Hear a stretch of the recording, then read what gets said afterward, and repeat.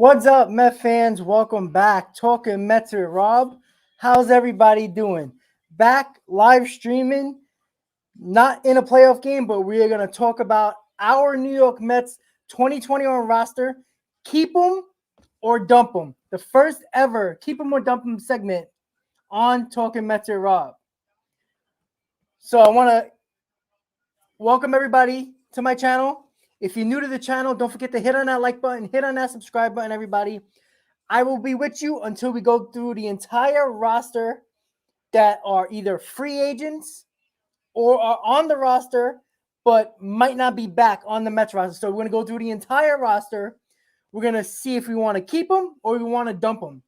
I'm going to give you my reasons. You can say what your reasons are in the chat. We're going to go from the bench players to the bullpen to the lineup to the starting pitching. We're going to do all of it tonight, guys. Probably we'll try to get done in about an hour, hour and a half, depending on how fast it can go. But again, this is an important segment for all of us. You know, we all have our opinions. We're going to have difference of opinions on many players, but that's why this segment, Keep 'em or Dump 'em, is so important, not just for my channel, but just for all the Met fans around the country, throughout the world, wherever you guys are. Say what's up in the comments, guys. Do not be shy today. Tonight is all about Mets fans, and you could talk about your problems with the team, problem with the players, who you want, who you think we should get. Everything is on the table tonight, guys. That's why we're here. That's why we are going to talk about it.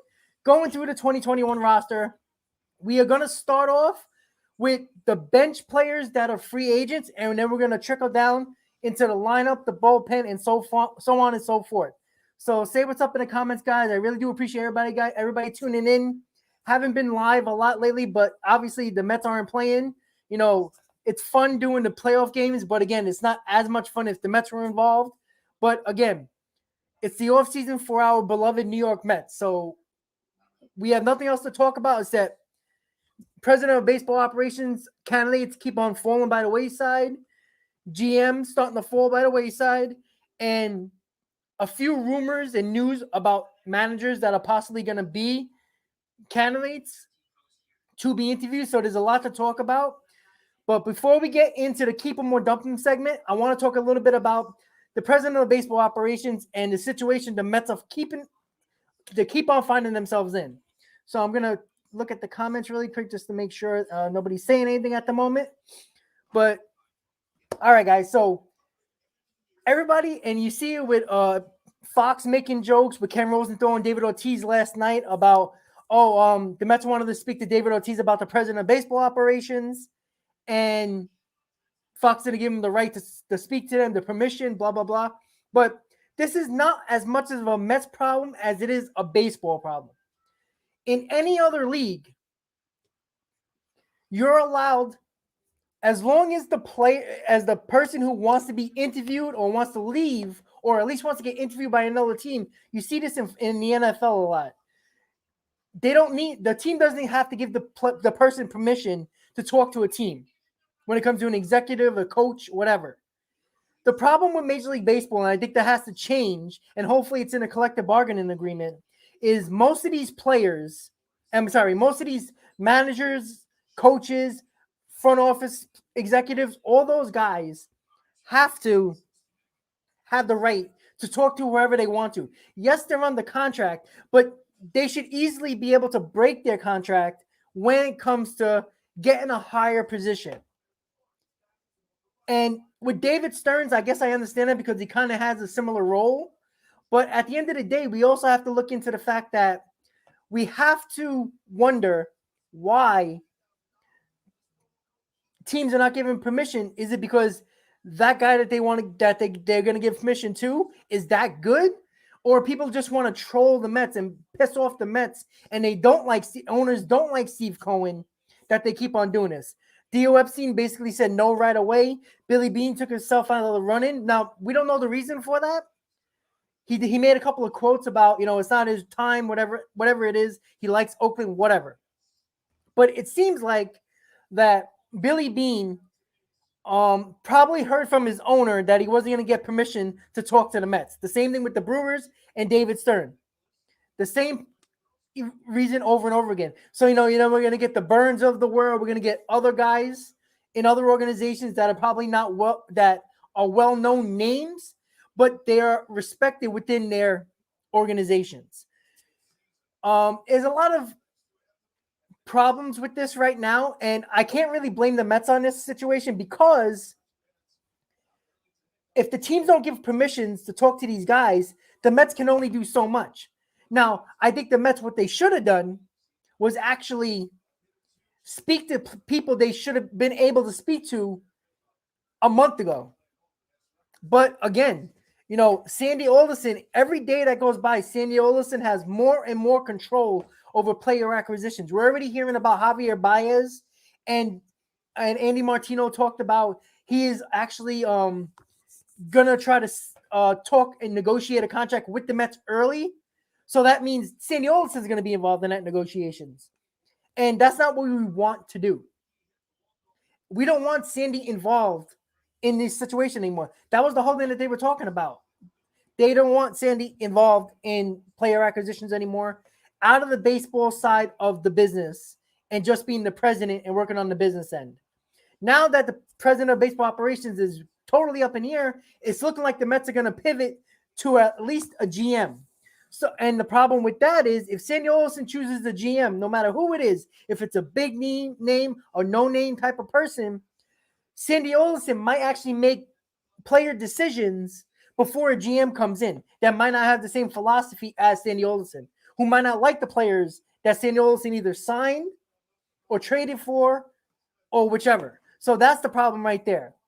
When it comes to a manager, I just did a video. If you haven't seen it yet, guys, it's about Bob Melvin and the Mets and the Oakland A's talking about a deal, which is player compensation to the A's for Bob Melvin to be the manager of the New York Mets. If you haven't heard about that, there has been rumors that the Mets and A's are talking about whatever compensation to get Bob Melvin to the New York Mets as their manager.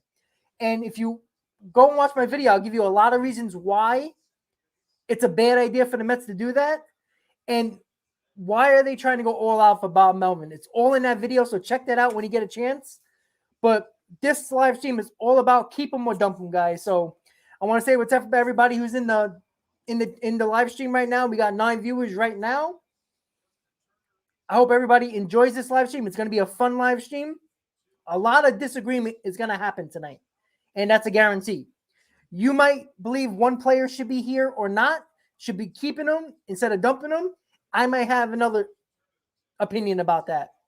So there is a lot to talk about, guys. We're going through the entire roster. We're going starting with the bench players that are free agents, and we're going to go all the way into the lineups, the bullpens, and the starters.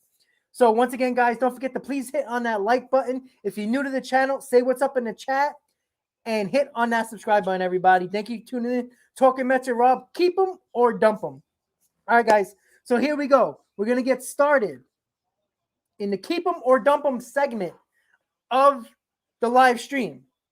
We are going to start with the bench. And we're not going to get excited about these players most likely, but it is an important piece to any team and any roster, because we've seen what happened with the Mets this year. The same thing can happen next year. Injuries, players not playing well, whatever the reason is, you need a solid bench. And you saw what the solid bench did for the Mets in May when a lot of guys went down, when Mcneil went down, when Conforto went down, when J.D. Davis went down. All these guys stepped up and kept the Mets afloat and kept them in first place. And they had the best record in a month throughout the whole season is when the bench players were playing. So that's what we like to see. So that's why it's important. And I want to start with the bench guys who the Mets should either keep them or dump them. So, all right, guys, we're going to start right now, guys. Keep them or dump them. Here we go. The first player that we're going to either keep or dump is Jose PERAZA. All right, guys. So Jose PERAZA, he was injured a lot in the second half, but in the first half, when he got playing time, when he was one of our best pinch hitters on this team. When he needed a big hit, he got the big hit. He was very clutch for this Mets team throughout the entire year when he was healthy. I was at the Yankee game at Yankee Stadium when he hit the ball off the wall when everybody thought it was a grand slam. And it wasn't, but he knocked in the go-ahead runs. It was just a lot of things that Jose Peraza did. He had a lot of big home runs for this team, a lot of clutch hits for this team. I think when it comes to Jose Peraza and the New York Mets, I don't see why we can't give him either if it's a minor league contract, an invite to spring training, or even a one-year deal to bring him back on a couple of $1 million to bring him back on his Mets bench. It seemed like they had a great core of bench players with Peraza, PR, VR, Nito, even Almora Jr. Before he got hurt. But Jose Peraza is a very interesting piece. And I want to know what you guys think in the chat right now. Jose Peraza, number one on the list for keep him or dump him. What do you think, guys? Do you think we should keep him or dump him? Let me know in the comments, guys. I'll give you a few seconds to type it. Steven, thank you. Keep him. Steven says to keep him. I say we should keep him on a one-year deal, possibly an invite to spring training, maybe on a minor league deal. But I would keep him. He would be a solid guy on the bench. When he was healthy, he was one of our best bench players. Absolutely. So Steven says keep him. Hayden says keep him. Solid bench bat. I agree. So keep him coming in, guys. Tell me if you want to keep him or you want to dump him. Let me know. Michael, thank you. We ain't going through the managers right now, but I agree with you. We are talking about Jose Peraza at the moment. Player number one for the keep him or dump him segment. A lot of people in chat are talking about keeping Jose Peraza. I agree. Gio says keep him as well. So it seems like it's like 4-0 right now when it comes to keeping Jose Peraza or dumping him. I tend to agree with you guys. Keeping Jose Peraza, I think, is a priority. He was solid. He is another year older, but he's not old. And again, you're not expecting him to be a starter. You are expecting guys that you are expecting in this lineup to be healthy, but can also definitely keep them and actually be a big part of the bench. Spot starts here and there, big pinch hit assignments. You got to remember the bench is not going to be as important as years past because they're looking like there will be a DH in 2022. So your bench, a lot of double switches are not going to happen anymore because you're not going to have to worry about the pitcher spot. So a lot of your bench guys are going to be in the lineup because guys are going to be DHing as well. If Dominic Smith is still on his team, you're going to put him at first. Alonso's going to DH. Now you're going to need somebody in left field. And we're going to talk about other players down the road that we'll talk about.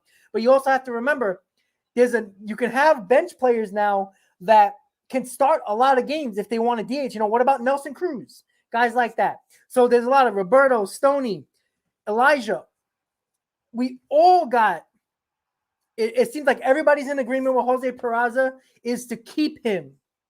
And I 100% agree. So we're going to go to our next guy in the keep him or dump him segment of this Talkin' Mets with Rob live stream.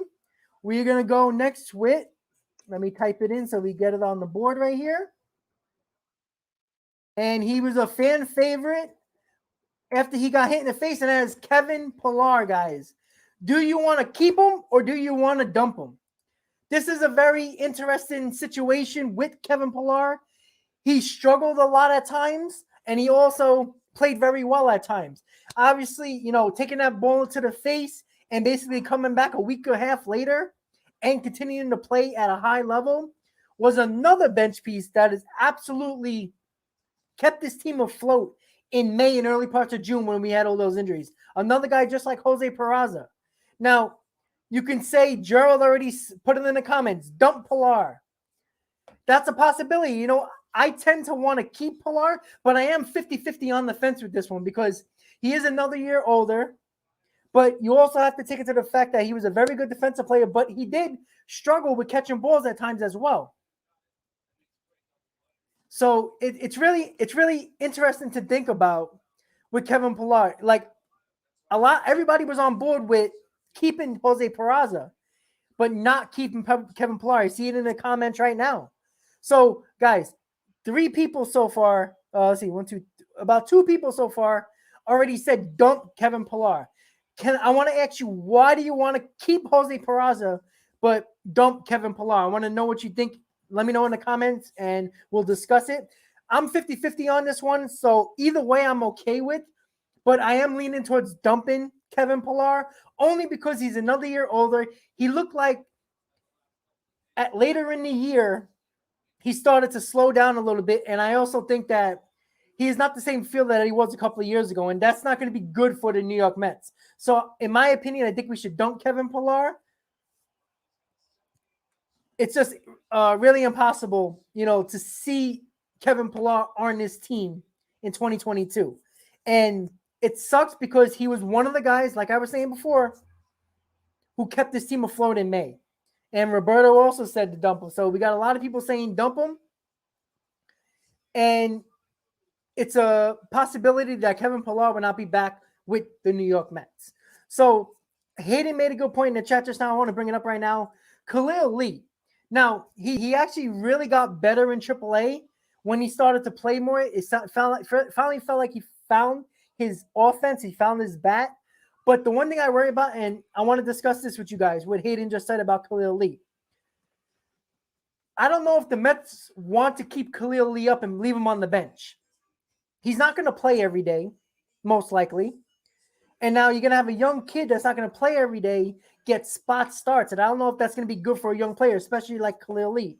So it's not a bad idea. But I think the only way Khalil Lee is on this team to start the season, if he's the starting left fielder or the starting center fielder, whatever you want to put him as. Because he made a lot of nice defensive catches when the Mets brought him up with all the injuries. So I'm thinking Khalil Lee is a possibility, but if he's not playing every day, I don't think the Mets are just going to keep him on the bench. So that's an impossibility.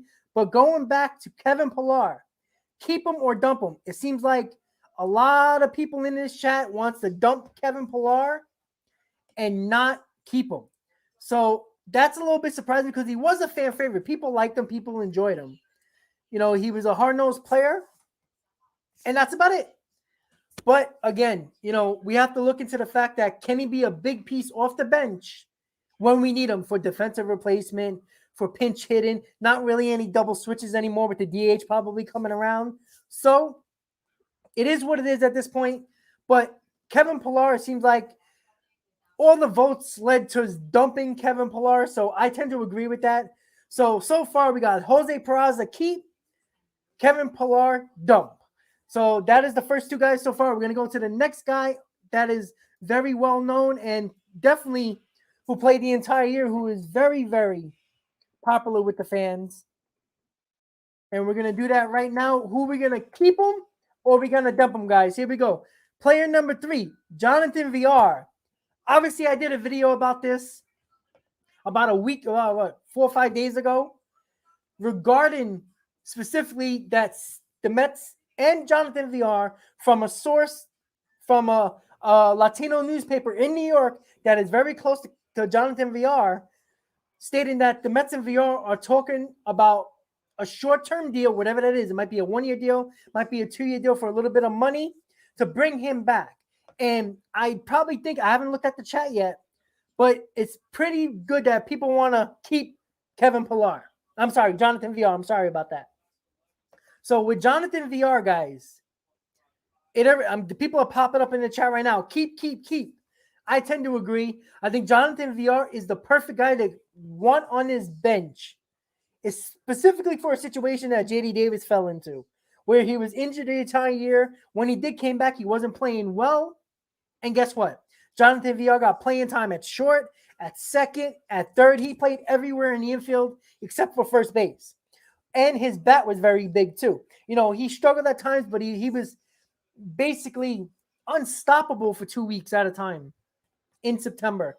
It was nice to see the votes are coming in the chat, guys. Keep. It's probably a no-brainer for the New York Mets. So right now, we already got the bench really clogging up the bench with Jose PERAZA and Jonathan Villar right now. So it's really, really nice to see that a lot of us agree. And a lot of you even said that in the comments on the video that I made with Jonathan Villar. It's just smart to keep him, guys. It is. He was one of our best bench players. And then he started at almost, 85% of the games all year. and he was a solid guy. You know, a lot of people forget that he was an all-star with the Baltimore Orioles. You know, fell off with the next year with the Orioles, then with the Brewers, didn't have a good year, but he was an all-star. And it felt like he found his, I guess you could say his footing with the New York Mets. He also said a quote when his season ended that he loved playing for the New York Mets. He loved the organization. He loved the group that he had. He wants to keep on playing for the New York Mets, and it just seems like it's a perfect fit. It's a marriage waiting to happen. Jonathan Villar is probably going to be a Met in 2022. So far, guys, we got Jose Peraza and Jonathan Villar as for the bench to keep, and Kevin Pillar as to dumping him in 2022. Stoney, I did not do on Jeff yet. I'm starting with the bench at the moment, and then we're going to go from there.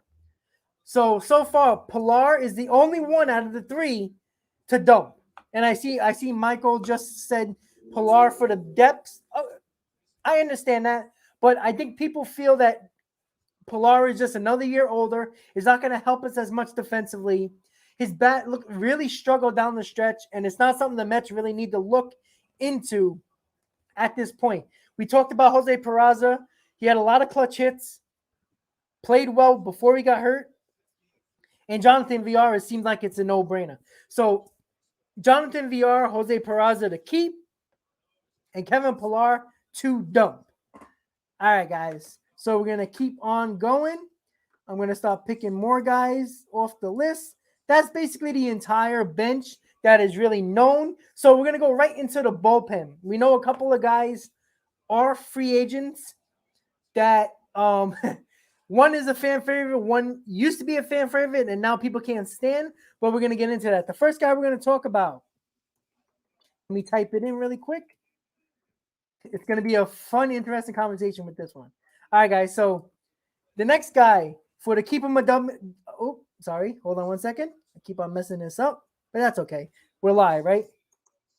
Give me a second. Alrighty. Alrighty, there we go. All right, now we're back to normal. All right, guys. So keep him or dump him. Bullpen edition right now. We're going to the bullpen right now. There's a few guys I left out, but I wanted to talk about two main guys who actually pitched a lot for the New York Mets. But the first guy that we're going to go into, and it's going to be very interesting, guys, to see what you guys think. And I probably have an idea of what the vote's going to be. But keep him or dump him. Player number one in the bullpen, Jeurys Familia, guys. This is a hot topic that is very, very interesting. And a lot of people are probably going to say dump. I tend to agree. Look, Jeurys Familia showed that he lost a lot of weight. He was committed to this team. He really tried hard. And, I think back of 2015, 2016, he was dominant. Had some struggles in the playoffs and the World Series. I understand that. I actually liked Familia a lot, homegrown Met. But at the end of the day, guys, he was basically a guy in mop-up duty, pitching the fifth and sixth inning when it really didn't matter. And when we put him in big situations, he fell apart. And it was like this for the last couple of years. And we can't have that in the bullpen anymore, especially with the volatile type of player in Diaz that is the closer. It's just you can't have so many volatile pitchers in your bullpen that you can't trust lead into Diaz. And that's a problem. And it's unfortunate because I like Jeurys Familia. I actually met him a lot of times on the road, and he's a guy who always I spoke to, and he spoke to me, he talked to me, everything, and had a good conversation with, but it's what you do on the field. I don't care how nice of a guy you are. So I'm going to see in the comments come up, dump. Gerald, he is not under contract anymore. He was on a 2-year deal when the Mets got him back from Oakland as a free agent. So this was his second year, and he's a free agent. So that's it. It seems like it's a unanimous with this one. Jeurys Familia.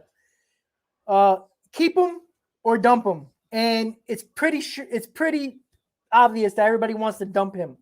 But you also have to remember, guys, he has to get replaced as well. We got guys might be coming up due to minors that we might use as bullpen arms. There's not a lot of bullpen arms that are free agents, so you have to look at that as well. But, would it be a 1-year deal that he might take? I don't know. But I think like Gerald just said in the comments, we have to start fresh. I think there's going to be a lot of overhaul on this team in general, and it's just a smart move to dump Jeurys Familia. Let's not keep him. So when it comes to Jeurys Familia, guys, it's unanimous throughout the comments and myself. I do not want to keep Jeurys Familia. Good guy, team guy, always stood in front of the media when he had bad outings, but performance matters in this league. It's obvious. We can't have so many volatile arms in this bullpen that do not put their foot forward in big spots and blow games. Jeurys Familia has done that a lot lately, and it's not something the Mets can trust or either give a contract to, even though he's a homegrown Met. We have to get rid of that stink, and we have to start fresh. So Jeurys Familia, dump. All right, guys. So the next guy on the list, going to type it in just now. I have a feeling this is going to be unanimous as well, but you got to talk about it. All right, guys. So keep him or dump him. We're on to the bullpen right now. Jeurys Familia was a unanimous dump. Nobody wants to keep him. Dump, dump, dump, including myself. All right, guys. So the next guy in the bullpen, that's a free agent that was a fan favorite. He is the Bush Beer guy, Aaron Loup, guys.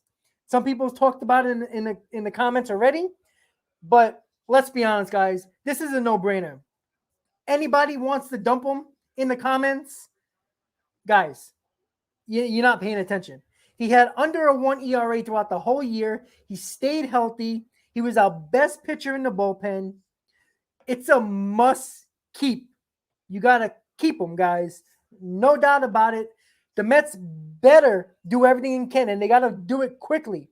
It seems like Aaron Loup, he talked about it as well, that he loved it here with the Mets. He loved the fans, organization, everything in between. He loves his Bush Beer, and it's a no-brainer. I don't care if it's Sandy. I don't care if it's you. I don't care if it's me. Sign Aaron Loup, 2-year deal. I'm not sure the going rate on yearly contracts on amount of money per year, but hey, why not? Right? Why the hell not? Get rid of Jeurys Familia. Aaron Loup is a mainstay in his bullpen. He is definitely a guy you want in the late innings. You trust him. He can get lefties out. He can get righties out. Put him in a big spot.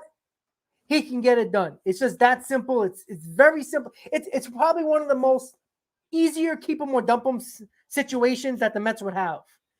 The one guy you want to keep who actually performed on this damn team was Aaron Loup, and that's exactly why you got to keep him, guys. That's right. Keep him. Keep him, keep him, keep him. Thumbs up for Aaron Loup. He was amazing this year. Made history. Under 1 ERA as a bullpen arm when you have a certain amount of innings. Best bullpen arm on the Mets. Probably one of the best bullpen arms in the league, let alone the New York Mets. So one guy that we can trust going forward that nobody's going to be mad about is to keep Aaron Loup. And that's exactly what the Mets should do. So Aaron Loup, keep him, guys. Keep him, keep him, keep him. That's what I like to see. So we got so far Jose Peraza, Jonathan Villar, and Aaron Loup. Keep him. Kevin Pillar and Jeurys Familia, dump him. That's so far, guys. So another bullpen arm. He is on the contract, but we were all talking about everybody on this roster that is worth noting.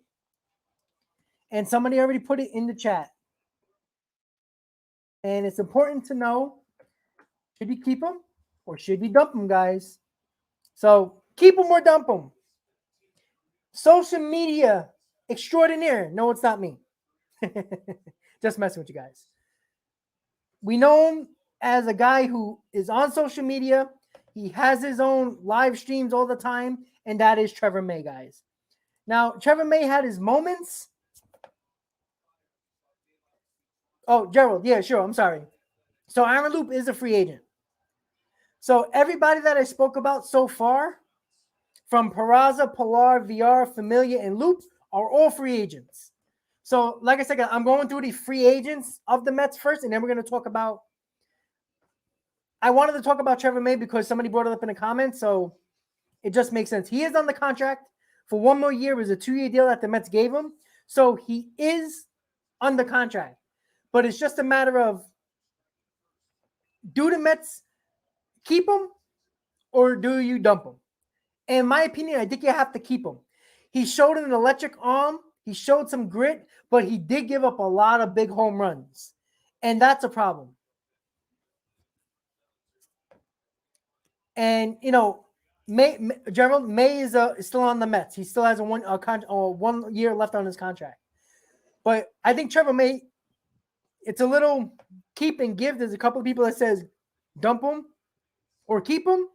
Trevor May, in my opinion, I think you have to keep. I think he is a solid arm for this team. He struggled a little bit, but he also showed some grit and he showed some brilliance at times as well. But I do think you have to keep him. And you got to remember, everybody who's talking about dumping these guys, you also have to replace them with similar guys or someone better. And I'll probably go over later in the offseason about, I'm going to do videos about bullpen arms that are free agents throughout baseball.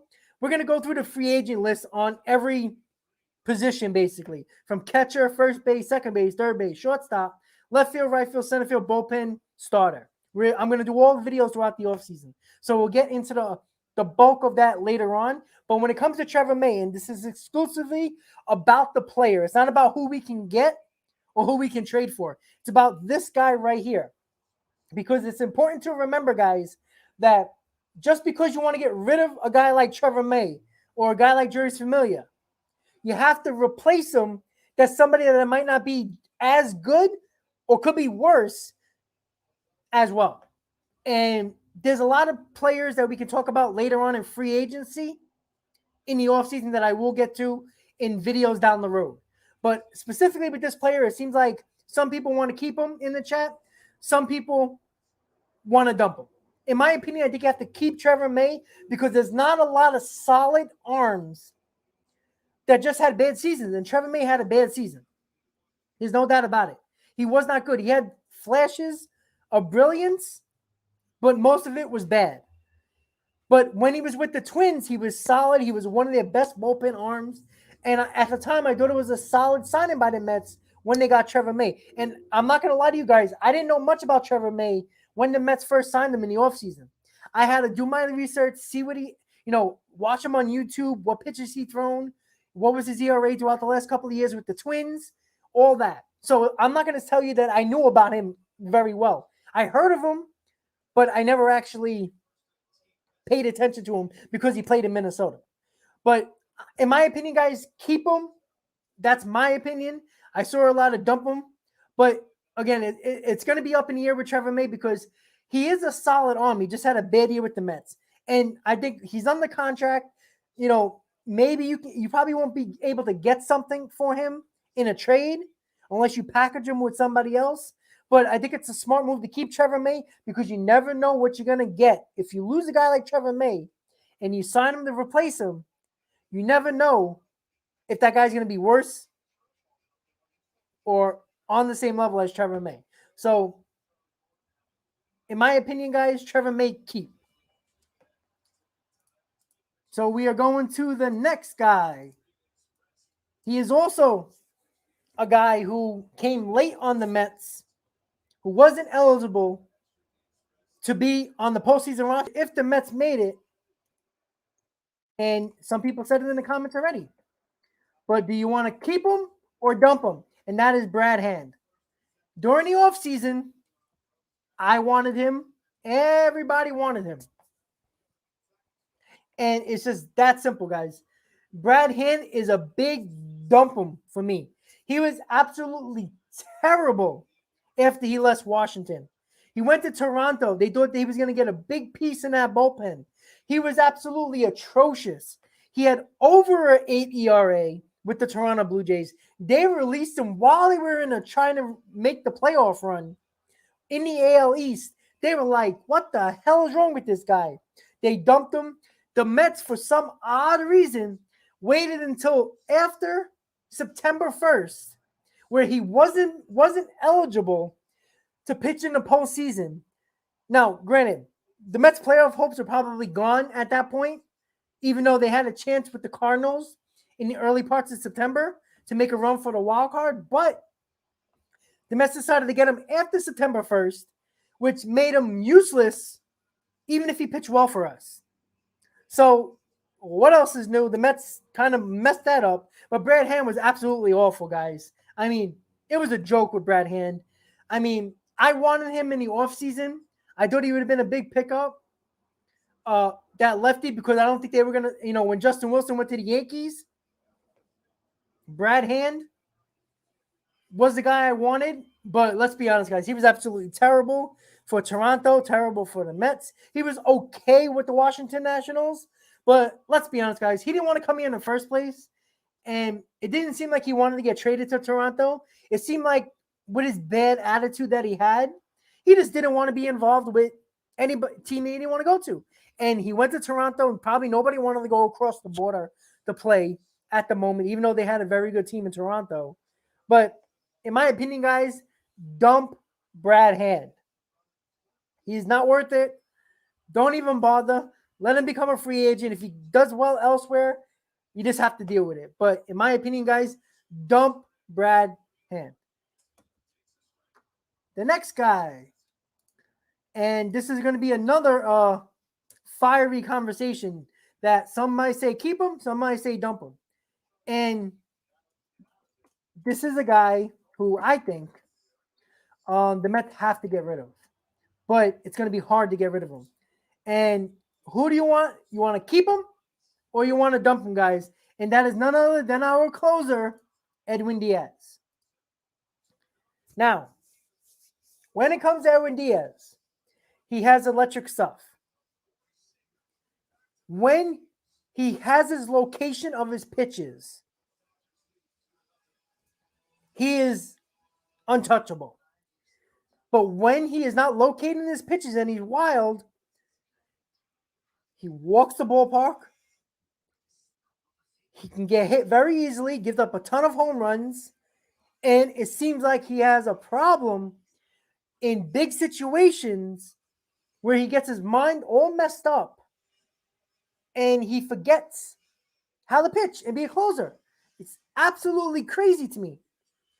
And you know what? The biggest problem that I'm going to have, and I'm going to tell you this, guys, before I say keep him or dump him, you have to replace him if you want to dump him. So I want you guys to think before you say dump him right away, because he is a firecracker. He can explode at any minute, any moment, he can explode. But you have to replace him with a closer that you can kind of trust. Now, you can going through the league and not find many closers that are trustworthy to an organization. There's not many. And if they are trustworthy, these teams are not giving them up. So that's a problem. Now, some might say, why don't you make Aaron Loup the closer? But we don't know if Aaron Loup can be a guy in that closer role and be good. He was solid on every inning the Mets threw him in, the 6th, the 7th. Sometimes, he started at one point as an opener. But Larry just said it right here in the comments. He's still young, and he's still very cheap, and he's still got a couple of years left on his rookie deal. So it makes sense to keep him. And that's what I'm going to go with, is to keep him. Some people say dump him. A lot of people saying keep him. A lot of people have their own reasons. Some were saying he's young and cheap. That's a good reason to keep him, right? Stoney said he scares him. I absolutely agree. Pointing up to the sky, he's Hansel Robles all of a sudden. But you have to remember, guys, if Diaz can find it and be the guy he was in Seattle, at least 90% of what he was in Seattle, that's the guy you want to keep. But the guy we've seen blowing saves left and right, giving up home runs, big moments, he falls. You want to get rid of him. You want to dump him. So there's a lot to talk about with Edwin Diaz, and I want to get into it a little bit more. But with Edwin Diaz, guys, he's young and cheap. Larry said it. And I was thinking the same thing before he brought it up. You have to understand one thing. You have to replace him if you want to dump him. A lot of people are talking about Iglesias. That would be a great pickup. But you got to also remember, you're not the only team that's going to be trying to get him. And that's not going to be easy. And it's a solid move to get Iglesias. Absolutely. But you won't be the only guy or the only team to go after him. And you have to get rid of Edwin Diaz because he can't pitch in the 8th, he can't pitch in the 7th, can't pitch in the 6th. Now, you might be able to get something for Edwin Diaz because, like Larry said, like I said, he's young and cheap. Teams love that. Now, what can he get for him? I don't know.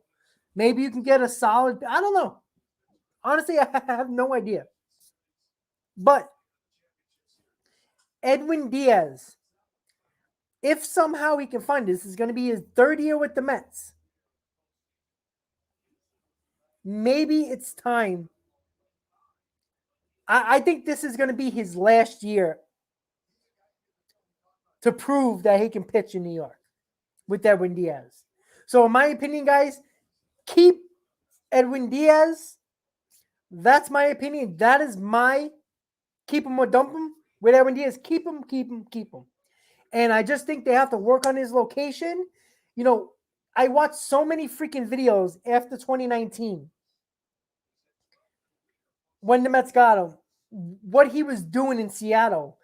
His slider was very sharp, very tight, late movement. His fastball was letter high almost all the time.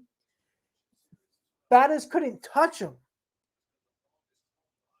And it just seems like he got his mind all messed up that when he was getting booed in New York. It just seemed like it affected him a lot. He got a little better in 2020. 2021 was on and off. But I think he can be a guy that can be a dominant closer. It's just that he has to get out of his own head. You know, can he do that? You know, that's the $1 million question. Can he do that? But I do think that number one priority for Edwin Diaz is to work on that fastball location. Because every Met fan, when you're watching him in the 9th inning, you're sitting there and you're like, all right, I'm gonna know how he's gonna pitch as soon as he throws his first pitch. If the first pitch is a solid pitch right down the middle on the corner, he's gonna have a good night. When you see him not even close to the plate on his first pitch, you're like, uh-oh, this is gonna be bad. Let's pray the defense, he can keep the ball in the ballpark and help pray our defense gets better. Right? That's what we do as Met fans when Diaz comes into the game. I don't want that unworthy. The trust is just not there with Edwin Diaz. But I have to believe the Mets are going to give him one more year to prove it. If not, he's probably gone after the 2022 season, either with a trade, most likely. So we'll see. Everybody knows Edwin Diaz makes everybody nervous. It's just a matter of you still have to replace him if you dump him. And that's the biggest issue when it comes to bullpen arms. You want to dump him, but can you replace him with somebody better? Because if you're not, you're going to have the same issues with the next guy you brought in. I just think you got to keep him for at least one more year, see what he can do, work on his location, work on his mental pitching ability, because I think it's more mental than it is ability. And if you can get into his head and work that out, I think he's going to be fine on the mound. Because it's just amazing to me how well he pitched in Seattle. And the movement on his pitches, the late movement on his slider, the fastball, the four-seam fastball that was letter high, batters couldn't catch up to it. It was just dominant. I don't see how that can be gone with a pitcher that's so young. So I think you got to give him one more year. So keep Edwin Diaz. So in the next order of business for keep him or dump him segment, Talkin Mets are on. Once again, guys, don't forget, hit on that like button, guys. If you're new to the channel, say what's up in the chat. Hit on that subscribe button, everybody. Welcome to the first ever edition of Keep 'em or Dump 'em segment on Talkin Mets and Rob. We are talking about every player that is either a free agent or that is questioned to be on this team next year in 2022. We're going to talk about it right here. Now we started with the bench with Jose PERAZA, Kevin Pillar, and Jonathan Villar. It was unanimous with PERAZA and Villar is to keep him. Kevin Pillar, dump him. When it comes to Familia and Hand, dump him. When it comes to Loup and Edwin Diaz, Loup was unanimous, 100% keep him. Diaz, it was 50-50, but he is on the contract. Give him one more year, in my opinion, keep him. So now we're going to get to the main guys who are free agents on this New York Mets team. We know who the guys are. There's 2 starters, and there's 1 big position player. We're going to start with the starters. We're going to start with the guy that had a really good year for the Mets. Shocked the hell out of me how well he pitched. And that is none other than the enthusiastic, very cocky, very confident Marcus Stroman. Do you want to keep him or dump him, guys? Let me know in the comments what you think. But Marcus Stroman had the best year of his career in 2021. Now, what does that tell me? That tells me that Marcus Stroman is a guy who is looking out for himself. I've always had a problem with Marcus Stroman. I don't trust him. He screwed us in 2020 when he opted out after he was coming back from that injury. When we needed him with all the injuries we got from Syndergaard, losing a few guys. We lost Syndergaard in 2020. We expected Marcus Stroman to be a mainstay in that rotation in 2020. He opted out, which is his right. But let's be honest, he didn't opt out because of COVID. Because if you follow him on social media, he was all over the country in 2020. All out and about, enjoying his life in 2020 when he could have been pitching for the New York Mets. So it wasn't COVID scare or COVID him getting nervous with COVID. All right. It was him not wanting to risk getting hurt in a shortened season when he was going to be a free agent. When baseball put in the rule that whoever was that opted out was still going to gain service time, Marcus Stroman knew that he was going to become a free agent and he was going to be able to get a qualifying offer from the Mets. And that's exactly what he did. The Mets gave him a qualifying offer because they had no choice. There wasn't a lot of pitching that the Mets had. Syndergaard wasn't a guarantee. There wasn't much out there. We got Carrasco in the Lindor deal. But again, it wasn't a lot of, we got Taijuan Walker late in the offseason. The rotation was a little lost if we didn't get Marcus Stroman. So the Mets didn't have a choice to offer him the qualifying offer.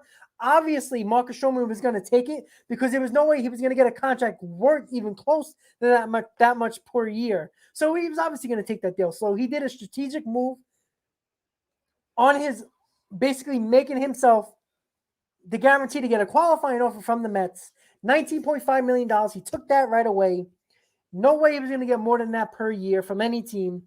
He didn't pitch well in 2019 for the Mets when he came over from Toronto.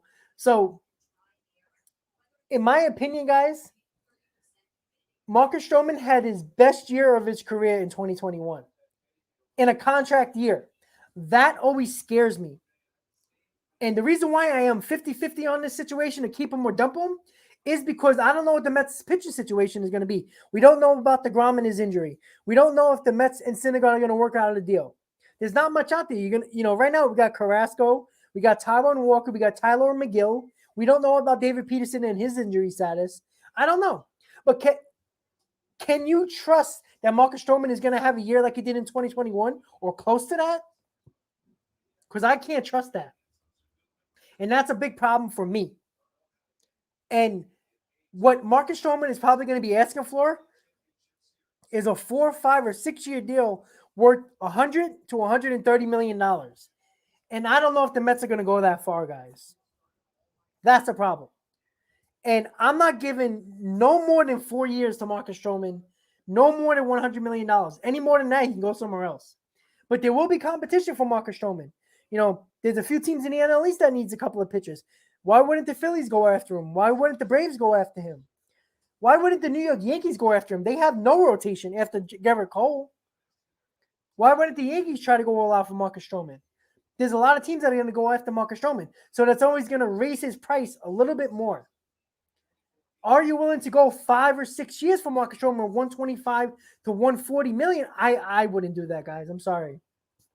I know pitching is scarce. There's not a lot of big starting pitchers out there that are free agents. Maybe the Mets go to trading route. I don't know. But, man, it's a tough decision with Marcus Stroman. You can look at his 2021 year and say you got to keep him. But you can also look at 2019 and say, well, he wasn't really that good for the Mets. And he wasn't in a contract year. You can look at a lot of things. I don't know, guys. I'm 50-50 on this, but I'm going to have to give a decision because, well, that's what we're here for. Keep him or dump him. I'm going to make the tough decision to say to keep him. And I'm not going to take that lightly. And I'm not saying that lightly because I don't like the guy. I don't trust him. I think when he gets his money, he's not going to be the same pitcher. And that scares me. And I do think we have to worry about Marcus Stroman if he's a New York Met going forward. Gerald said 5 years, 125 is the starting point. If that's the starting point, I'm not taking him. I'm not taking him. I'm not. Because I'm not going to trust a guy who is 30, 31 years old, who best year of his career was in his contract year. We've seen it so many times with players in their contract year have career years and never lived up to the contract after that. And I think Marcus Stroman is exactly that guy. But I think the Mets have to keep him because I think they're very scarce with starting pitching. And we don't know if Carrasco is going to be the same pitcher. He's 35, 36 years old. He's not getting younger. We don't know about the Grom's injury. We don't know about the Syndergaard situation. We got Tyler McGill. We have Taijuan Walker. Maybe David Peterson. That's not a rotation that you're going to want to bring to opening day. So Marcus Stroman, I think you have to keep him. And I see a lot of people saying, keep him. All right, I get that. Gerald brought up move Logan to starter. It just doesn't work out for him being a starter. Honestly, Gerald, we tried that. He pitched well a couple of years ago as a starter, but he's a 5-inning pitcher. We don't need that.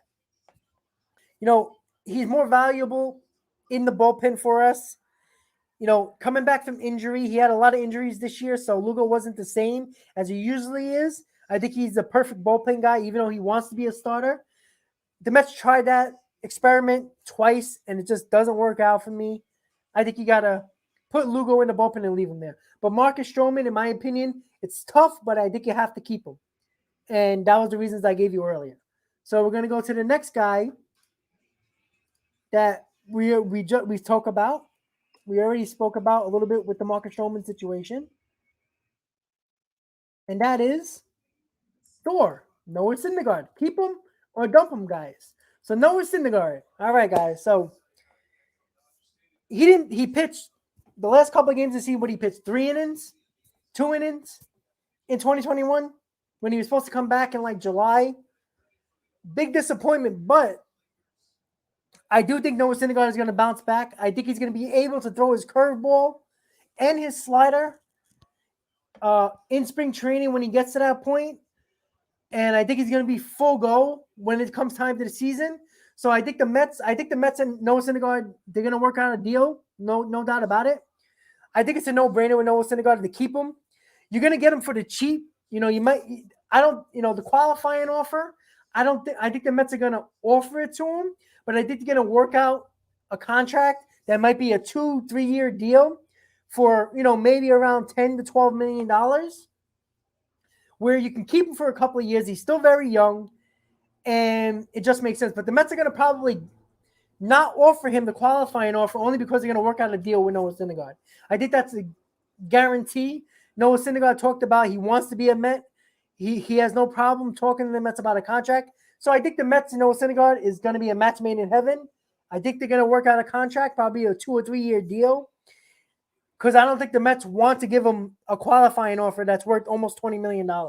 Because you can't give a guy coming off of Tommy John surgery that pitched 2 innings and can only throw his fastball and changeup and expect him and give him $20 million and pray that he's okay. I think you have to give him a 2-3 year deal, $10 to $12 million. I think that will go well with Noah Syndergaard, since that's a few more $1 million more than his arbitration years. A $1, $2, $3 million more. Will there be competition for him? After the exclusive negotiating that the Mets have with him as a player of the Mets, as a free agent, they get the rights to negotiate with him a few days after the All-Star break. The World Series. So they have negotiating time before other teams can get involved.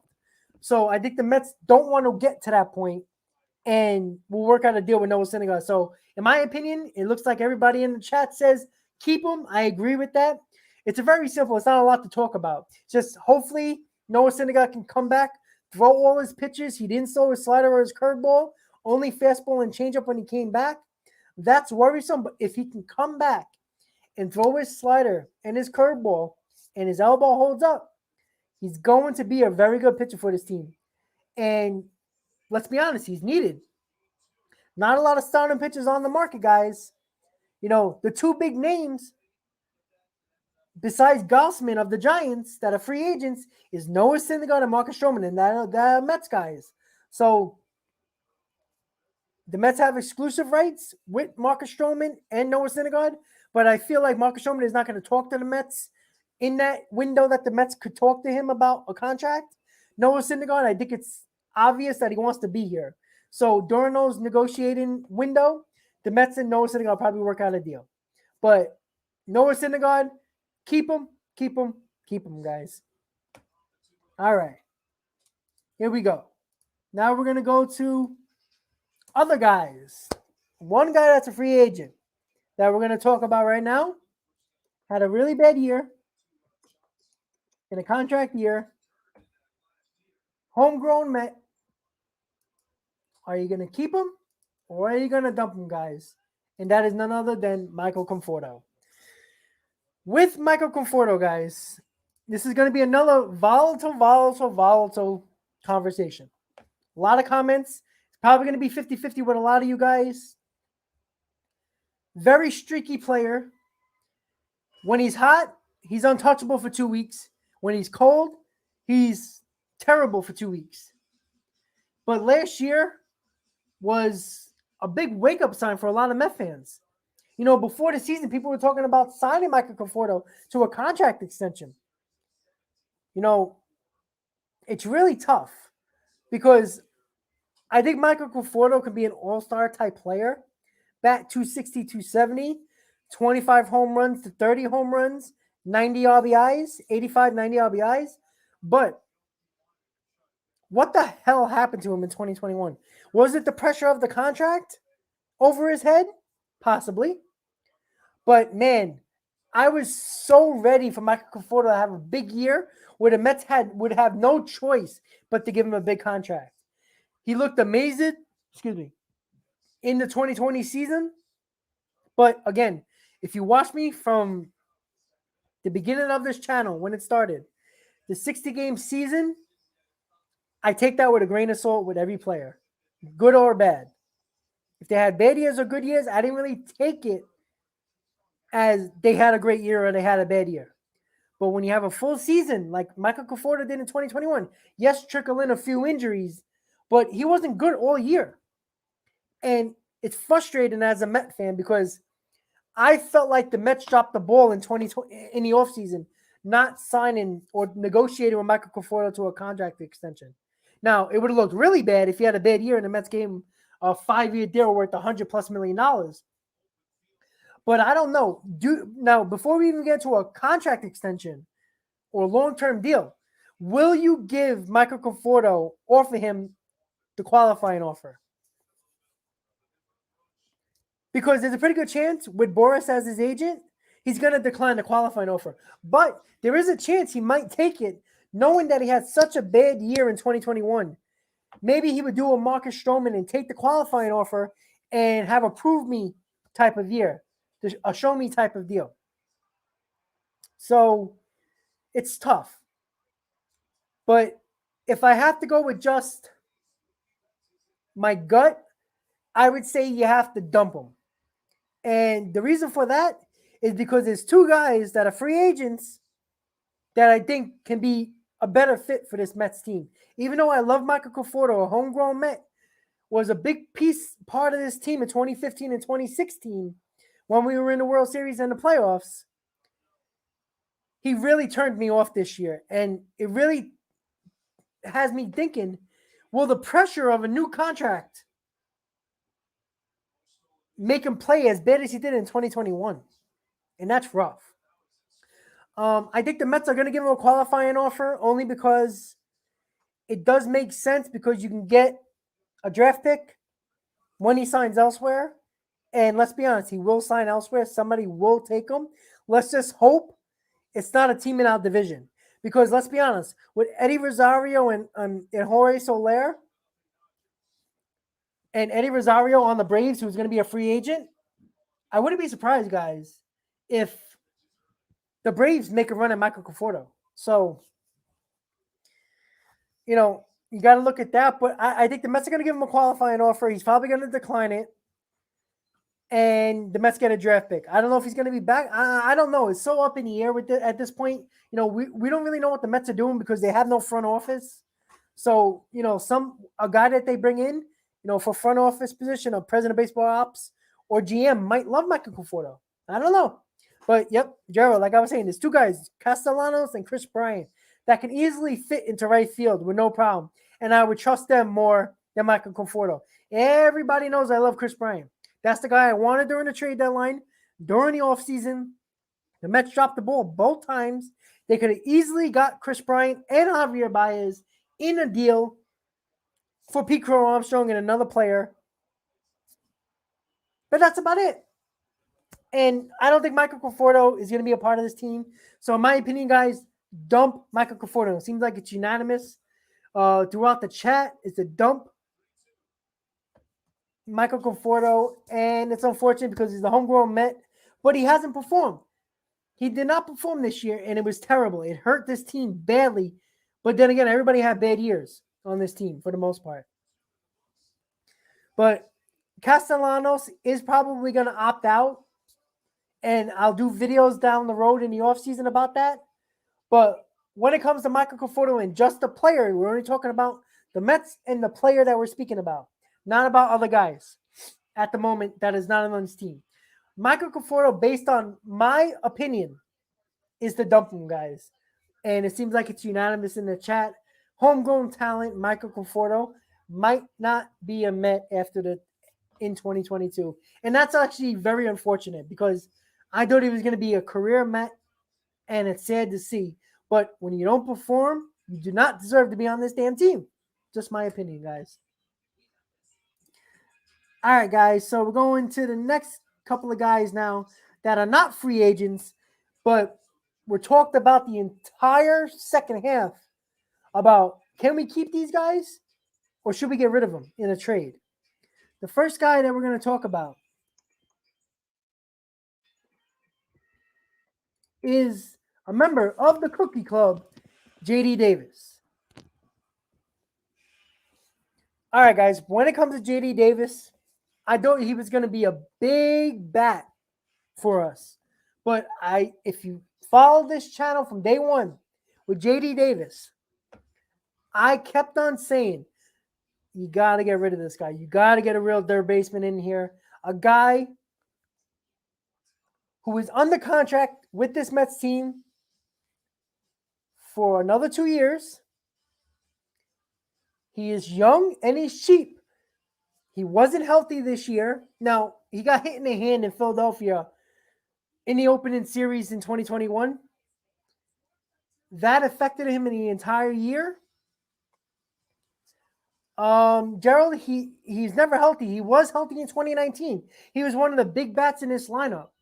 He was struggling defensively, but he was the big bat. He only got hurt last year when he got hit with the pitch. And it messed up his hand. And it's unfortunate because I like JD Davis. I think he could be a really big bat. But you also have to take into consideration, guys, the DH is coming in 2022. There's no doubt about it.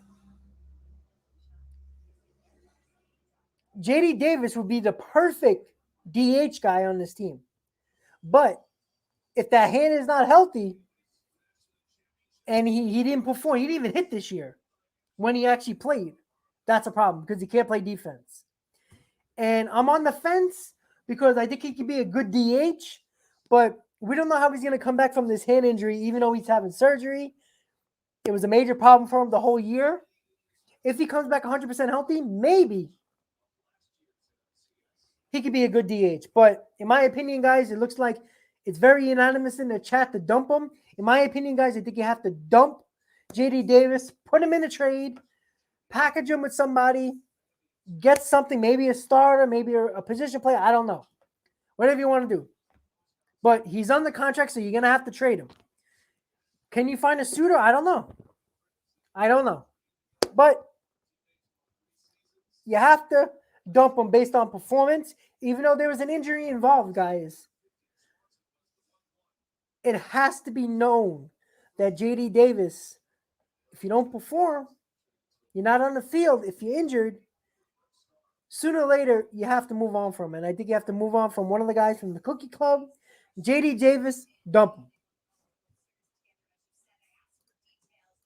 All right, guys. So the next guy that we're going to talk about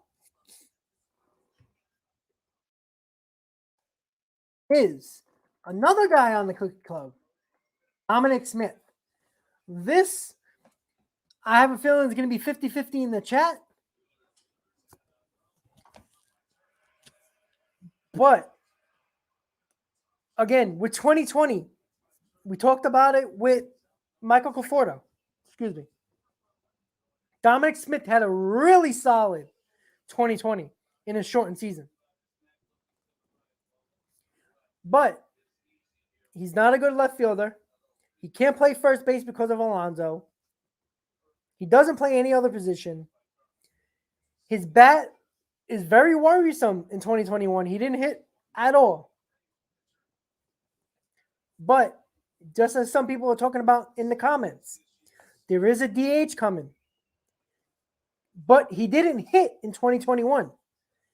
And the same thing I just talked about with JD Davis. I think he is the perfect DH because he can't field. But the same with JD Davis, Dominic Smith did not hit in 2021, guys. That's a problem. Because even though JD Davis hasn't hit, he really doesn't have a lot of value because he can't play the field. If his hand is not going to be back 100%, can he actually be a big-time hitter that a team would want as a DH? But Dominic Smith has value as a first baseman. That's why I think you have to dump him. And the reason why I'm saying that is because even though there's a DH, I don't think he's a good enough hitter to be an everyday DH. And he's not a good enough fielder to play every day. And he's not a perfect fit for the Mets because he's a first baseman. And let's be honest, guys, there's a lot of teams that need first baseman. He's a very good first baseman. Very, very good. I don't want to lose Dominic Smith, but at the end of the day, I don't think he's a good fit for this team. I do not think he's going to be valuable for the Mets when you can get value elsewhere in a trade. He has value because people would look for a first baseman who's a very good defensive first baseman. And if he can hit, that's another plus that a team would want. And all the trades that were rumored about through the offseason, through this year, Dominic Smith was one of the pieces that were in a lot of deals. And the Mets kept on saying, no, I don't want to trade him. And he made a lot of bloopers, a lot of defensive mishaps. And I'm not just talking about catching a ball. How many times he missed the cutoff man? Throwing home when he should have thrown to second base. That's things that outfielders need to know. It's not just about catching a ball. He needs to know to hit the cutoff man. He needs to know to throw to what base to keep guys out of scoring position, keep the guy on first, keep the guy from going home, hit the cutoff man. All that stuff is a big part of being an outfielder. Dominic Smith is just not an outfielder. He's a first baseman by trade. That's it.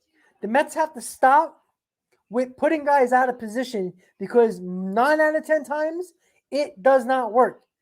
These are not utility players like Chris Taylor of the Dodgers, like Jonathan Villar. Just not that type of player. He's a first baseman, and that's what he should be, guys. So in my opinion, Dominic Smith, as hard as it might be to say, to dump him.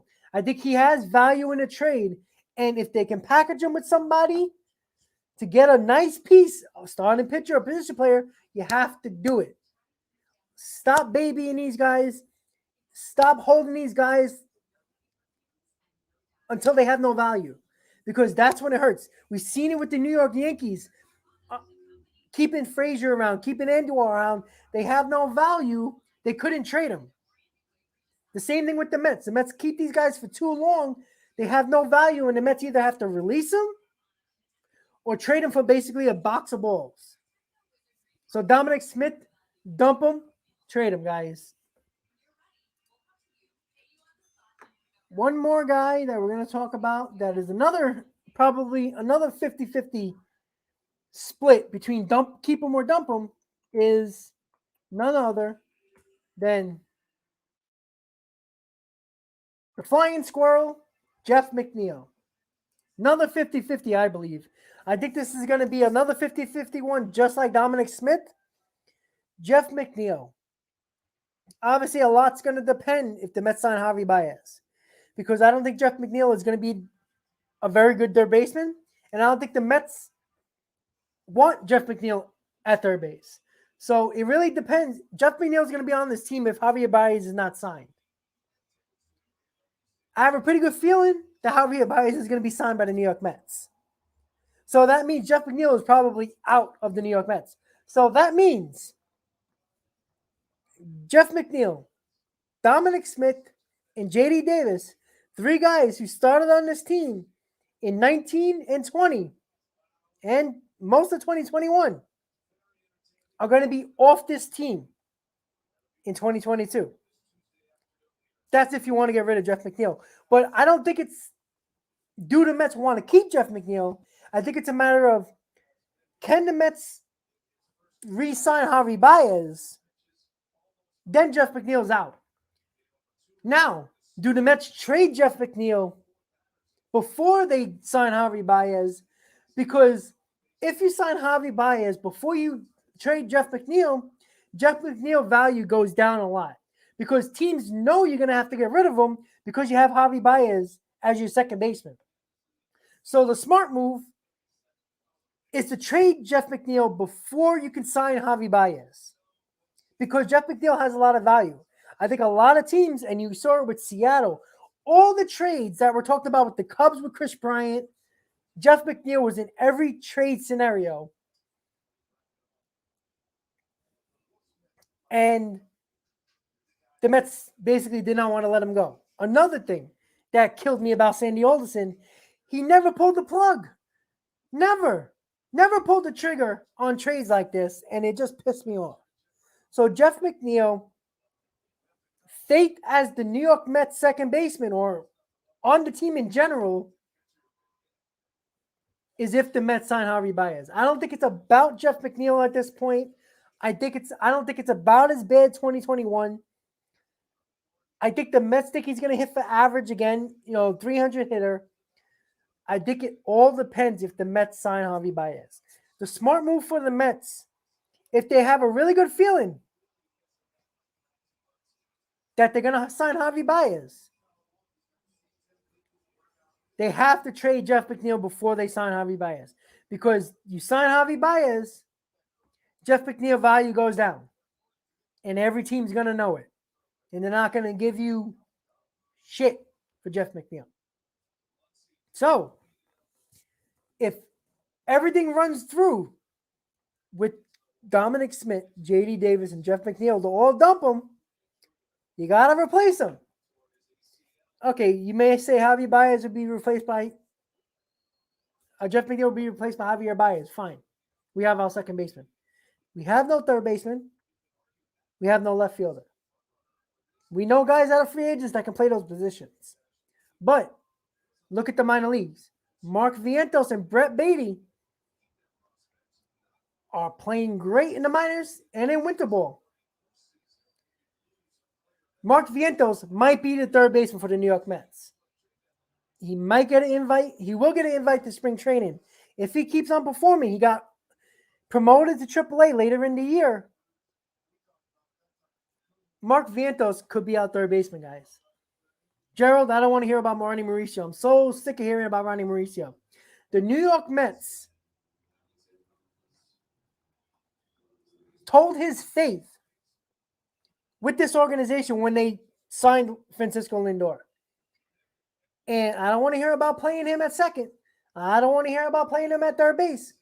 Because if the Mets are smart, when they signed Francisco Lindor in the offseason to that long-term deal, in the minor leagues, they should have moved Ronnie Mauricio to third base or second base to start the year in the minors playing second base or third base to get him familiar if you wanted him in this organization, if you thought about bringing him up in 2022, because he is projected to be up here in 2022. The problem is they kept him at shortstop the entire year, knowing he has no spot at shortstop on this Mets roster. So why did they leave him at shortstop the entire year? And don't let them lie to you guys. They kept him at shortstop to keep his value up as the shortstop, as trade bait in the offseason and in throughout the year, throughout the trade deadline. That's why they kept him at short. Don't let them fool you. They knew that if they moved him to second or third base and he didn't perform well, his value was going to go down as a potential trade piece in a deal. And that's why Ronnie Mauricio is basically non-existent in this organization. He got bumped in the updated prospect list to number 3 because Brett Beatty took the number 2 spot in the Mets top prospect list. Francisco Alvarez and Brett Beatty are 1-2 in the Mets prospect list. Ronnie Mauricio is number 3. So that's the biggest problem. Thank you so much, G. I really appreciate you coming in.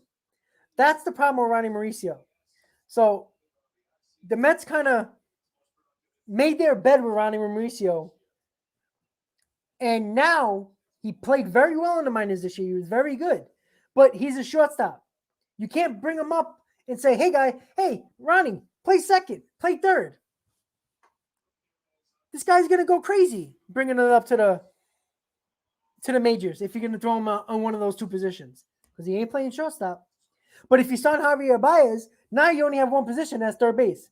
Ronnie Mauricio never played third base before. Let's be honest. Shortstop is much different from third base.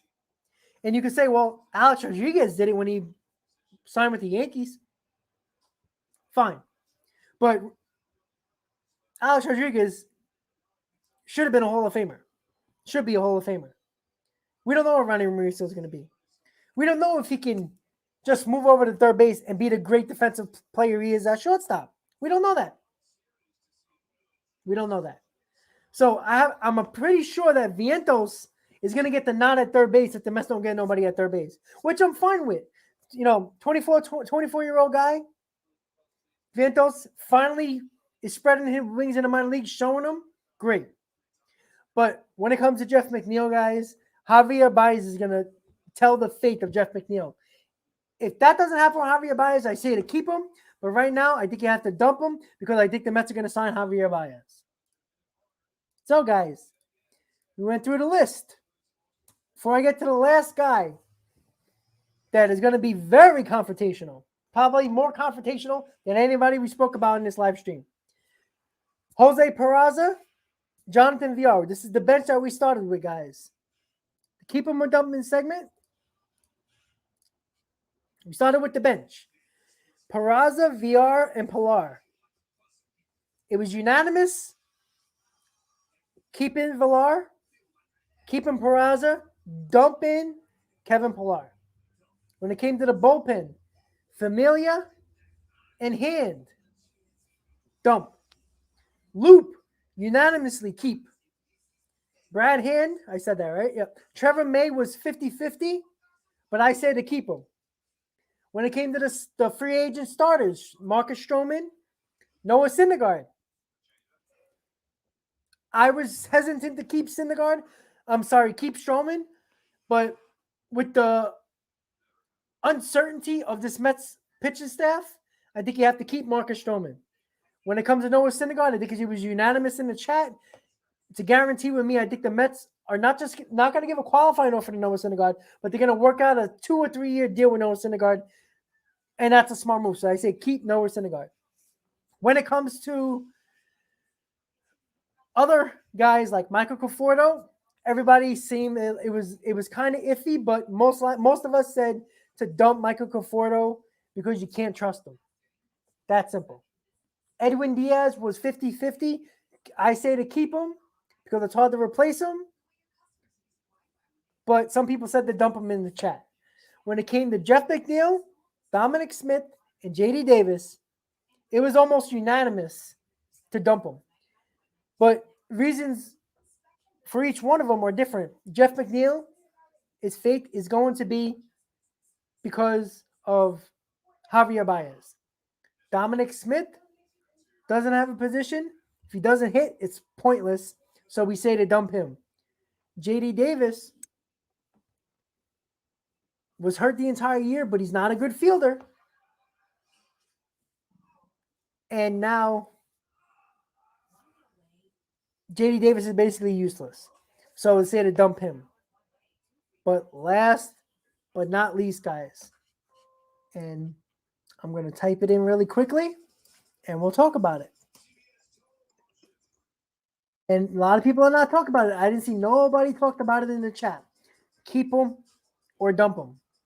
Now, it's pretty obvious what the Mets probably going to do, but I'm very curious to see what you guys are going to think. And the guy that I'm talking about, the guy who was suspended in 2021 for steroids, Robinson Cano. Chat's going to blow up right now, guys. Keep him or dump him. Robinson Cano. 2019, he was very good. He hit the ball. You know, he got injured, yes. Jeff McNeil took over, was solid. Played all over the place.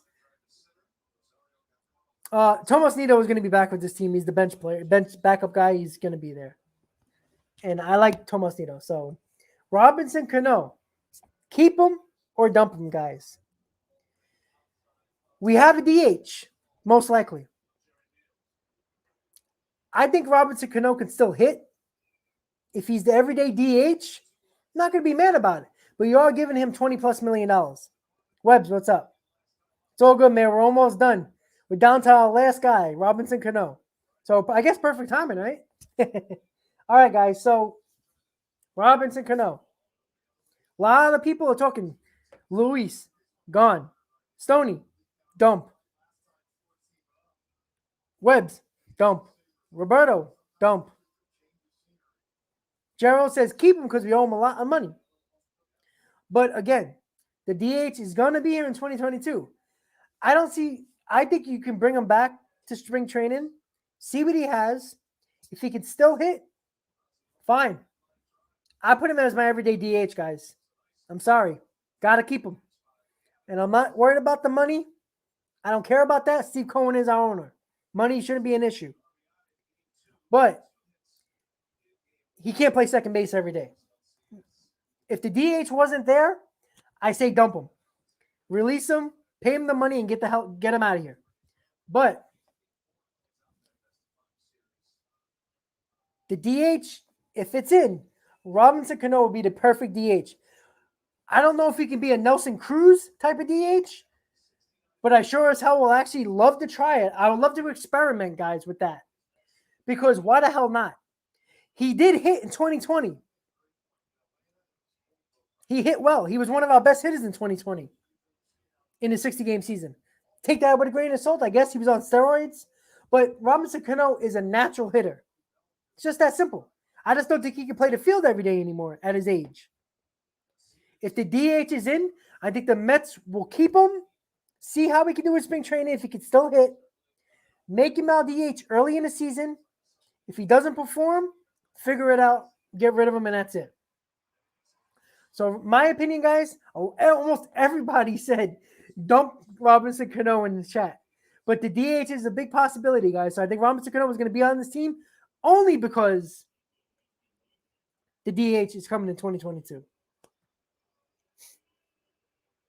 Yeah, Stoney, he got 2 years left. So I don't think the Mets are going to give up on that easily. And like I said, if the DH wasn't a question and the National League wasn't going to adopt the DH, I say you have to get rid of Robinson Cano. You can't have him at second base every day.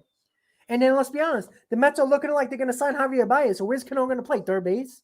God, no. Please, no. Jesus Christ, no. So the DH will probably be here. I think Robinson Cano is going to get the chance in spring training to show that he can stay healthy, not be on steroids, and still hit, and be the everyday DH. I think the Mets will give him about a month, see what he can do. If he doesn't perform in his DH role, get rid of him. So Robinson Cano, in my opinion, keep him only because of the DH, guys. So basically, we went through the list, guys. Keep him or dump him. The first ever keep him or dump him segment for the 2021 New York Mets. Went through everybody that was really talked about through the season, in the offseason right now. PERAZA and VILLAR, keep them. Pilar, dump them.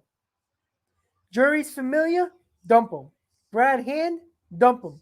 Trevor May was 50-50. I say to keep him. Even though he's still on this, got a 1-year contract still, I still say to keep him. Aaron Loup was a no-brainer. It was unanimous throughout the chat and myself. Keep him. Noah Syndergaard, unanimously keep him. But not on a qualifying offer. On an extension, maybe a 2 or 3 year deal. Marcus Stroman, most people in the chat said keep him. I was on the fence 50-50.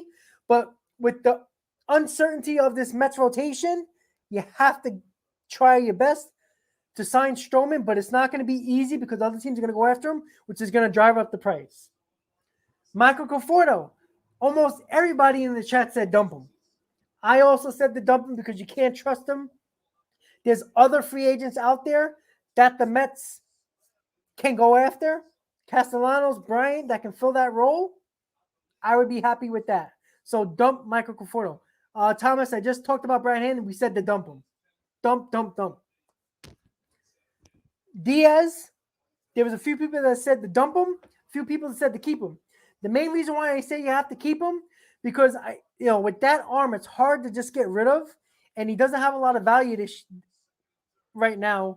So it's no point in trading him because you're not going to get a lot for him. And he's still young and he's still cheap, what Larry talked about in the chat earlier. So I say to keep Edwin Diaz. When it comes to JD Davis, I said to dump him. He was injured this year. When he came back, I don't know if he was still injured or not. Most likely he was.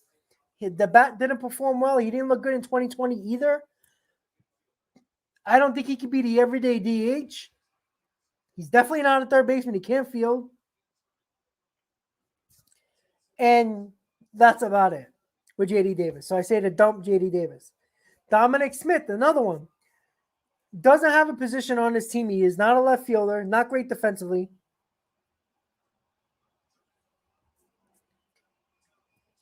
He can't play first base because Pete Alonso is there. I don't know if I can trust him as the everyday DH because he did not hit this year at all. So I can't trust him.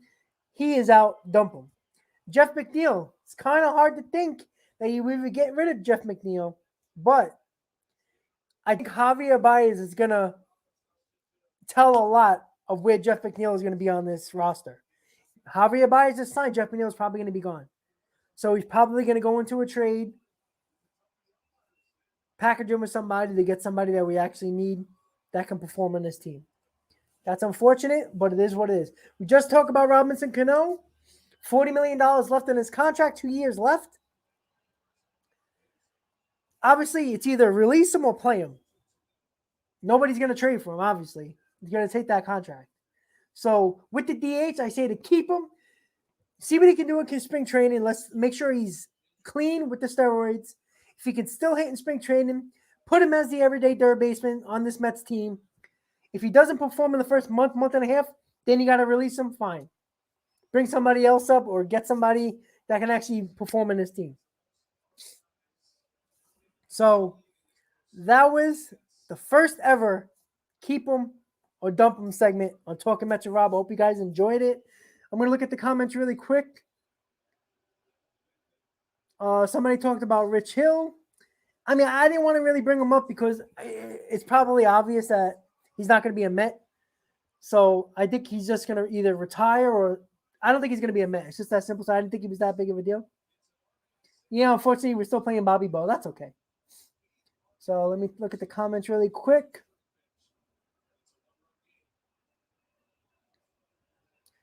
Somebody said about Noah Syndergaard. Guillaume is going to be on this team. I think he's going to be a bench player still. I think he's fine on this team. That's why I didn't bring him up. I think he's a mainstay on this bench. That's in my opinion. I didn't want to bring him up because I think he's just going to be there. I wanted to put big question marks on players that have big question marks on this team. And J.D. Davis, Dominic Smith, and Jeff McNeil are the biggest question marks who were supposed to be the starters on this team. So that's why I brought them up. I didn't want to bring up Guillaume because I think he's going to be back. And he's very good defensively, so I just think the Mets are just going to – he's on the contract, so I think the Mets are just going to bring him back, see what they do. So somebody said about Noah Syndergaard. Let me see. Okay, Gerald said, Noah will never accept a contract like that. What type of contract? A 2 or 3 year deal? You got to remember, Noah Syndergaard didn't pitch the entire year except for the 2 or 3 innings he pitched at the end of the year. There is no team that is going to give him a big contract knowing that he hasn't thrown his curveball or his slider. He wasn't allowed to, and only thrown his fastball or changeup. The reason why Noah Syndergaard would take a deal like a 2 or 3 year deal with the Mets is because number one, he wants to be a Met. If the Mets give him a decent offer, like between $10 and $13 million over 2 or 3 years, that's a pretty good deal because that is a bump in his salary from his arbitration eligible years, which he was making $9 million this year. If you give him a couple more $1 million per year more with the exclusive negotiated window the Mets have with Noah Syndergaard after the World Series, about a week, I think the Mets and Noah Syndergaard are easily going to get a deal done. The Mets are not going to offer him that 19.5 qualifying offer because that's insane. I wouldn't do that because he will take that deal, getting paid 1 year deal as a show me type of deal. It's a lot of money for a guy you're not going to know what he's going to do, but at least with a 2 or 3 year deal, you have time to see what he can do. And if you give him the 1 year qualifying offer, he has a great year. Now the Mets have to give him a $200 million deal. I don't know if the Mets are going to do that. So I think it's a smart move for both sides to get a 2 or 3 year deal done between $10 and $13 million. Yeah, 8 for 1 doesn't make sense because that's less than what he's making in his arbitration eligible year.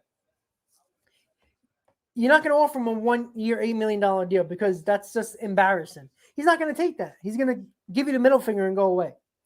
So Noah Syndergaard probably going to get a 2 or 3 year deal. I think the Mets are going to work out a deal with him. He wants to be here, so I think it's a little bit easier of a negotiation. Give him a couple more $1 million a year than his arbitration year, which was $9 million this year. $11, $12 million, I think, is a good per year deal for a 2 or 3 year deal. I think that's what's going to be done. Guys, it's been a pleasure. It's been fun. A lot of back and forth with you guys. A whole bunch of dump them and keep them segments. A lot of talk back and forth. We had a lot of disagreements, a lot of agreements. It was fun.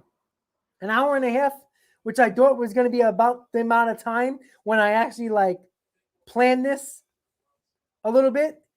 on my own to see how long each player would take. So I was running around an hour and a half to 2 hours. So it was a lot of fun, guys. Bills, I'm sorry you're really late. But you can watch the stream if you want. It's an hour and a half. I'm not saying to watch the whole hour and a half, Bill, but we talked about all the players that were question marks throughout the year. I'll go over the list really quick. So if you're interested in anybody, you can go through the stream and check it out. PERAZA, VILLAR, VR. We went through the bench. Familia, Hand, Loup, May, Syndergaard, Stroman, Conforto, Diaz, Jeff Mcneil, Dominic Smith, JD Davis, and Robinson Cano. We went through all those guys, Bill. I'm sorry if everybody was late. Some people were late to the stream. I'm sorry. Watch the stream. Watch the replay of it, guys. I really do appreciate all you guys here.